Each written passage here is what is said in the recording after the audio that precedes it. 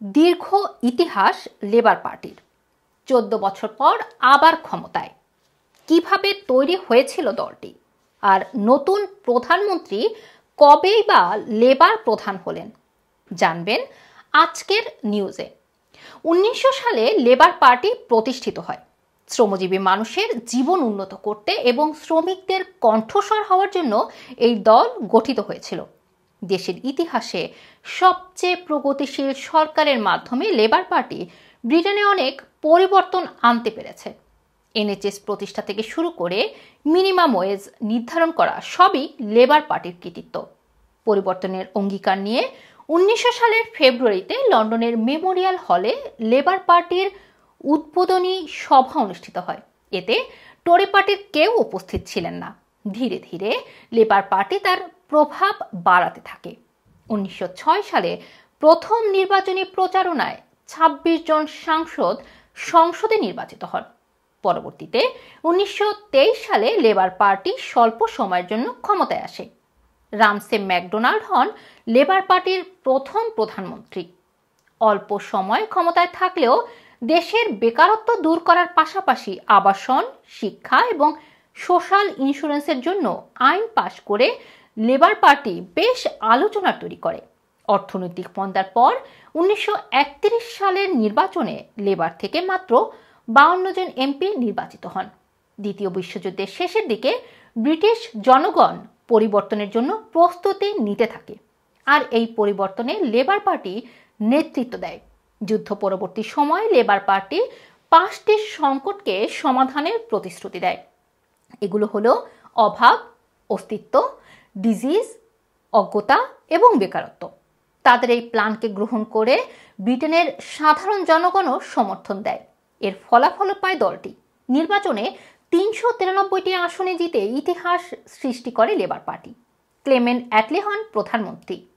অ্যাটলির সরকারের দূরদর্শী সব পরিবর্তন, সোশ্যাল সিকিউরিটি সিস্টেম চালু, শিল্পকে জনগণের মালিকানায় ফিরিয়ে আনা, বাড়ি নির্মাণের কর্মসূচি চালু করা প্রভৃতি কর্মসূচি হাতে নেওয়া হয়।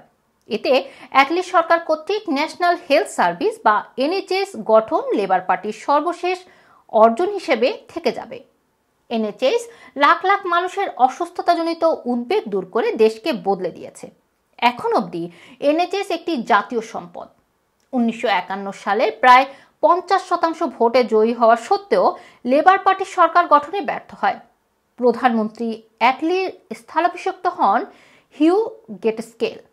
1964 সালের আগে লেবার পার্টি আর ক্ষমতায় আসেনি। হ্যারল্ড উইলসনের নেতৃত্বে 1964 সালে লেবার আবারও ক্ষমতায় আসে এবং 1979 সালে পর্যন্ত দলটি ক্ষমতায় থাকে। এতে অনেক পরিবর্তন আনা হয়। এর মধ্যে রয়েছে মৃত্যুদণ্ডের বিধান বাতিল, সমকামিতাকে অপরাধ হিসেবে চিহ্নিত করা, জাতিগত বৈষম্য নিষিদ্ধ করা এবং ওপেন ইউনিভার্সিটি প্রতিষ্ঠা। এই সময় লেবার পার্টি নারী এবং পুরুষের জীবনকে উন্নত করার জন্য আধুনিকীকরণ এবং সংস্কারের নেতৃত্ব দেয়। 1994 সালে জন স্মিথের মৃত্যুর পর টনি ব্লেয়ার লেবার পার্টির নেতা হয়ে নতুন লেবার যুগের সূচনা করেন। বিভিন্ন কর্মসূচি হাতে নেওয়ার ফলে 1997 সালের নির্বাচনে 18 বছর পর লেবার পার্টি জয় হয়। টনি ব্লেয়ার পর গর্ডন ব্রাউন লেবারের প্রধানমন্ত্রী হিসেবে অনেক পরিবর্তন আনেন। মিনিমাম স্যালারি চালু, স্কটল্যান্ড, ওয়েলস এবং নর্দার্ন আয়ারল্যান্ডের সমস্যা সমাধানের জন্য লেবার ইতিহাসে জায়গা করে নেয়। ক্ষমতায় থেকে লেবার সমতা, সামাজিক ন্যায় বিচার, নাগরিক অংশীদারিত্ব, মানবাধিকার আইন এবং সকলের জন্য সুযোগের সমতার জন্য আইন প্রবর্তন করে।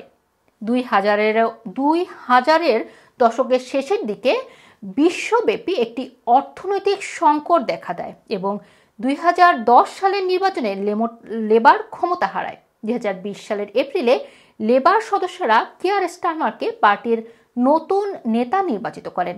স্টারমার ব্রিটিশ জনসাধারণের সাথে পুনরায় সংযোগ স্থাপনের চ্যালেঞ্জ গ্রহণ করেন। কিয়ার স্টারমার এনএচএস এবং কেয়ার পরিষেবাগুলোকে সাপোর্ট, অর্থনৈতিক সংকট সমাধান, জবের ক্ষেত্র তৈরি, মাইগ্রেশন কন্ট্রোল এমন অনেকগুলো বিষয়ে প্রতিশ্রুতি দিয়ে জনগণের সমর্থন পেতে সক্ষম হয়েছেন। স্যার কিয়ার স্টারমারের হাত ধরেই দীর্ঘ 14 বছর পর লেবার পার্টি আবারও ব্রিটেনের ক্ষমতা গ্রহণ করল। রুমানা রাখি, রানা টিভি, লন্ডন।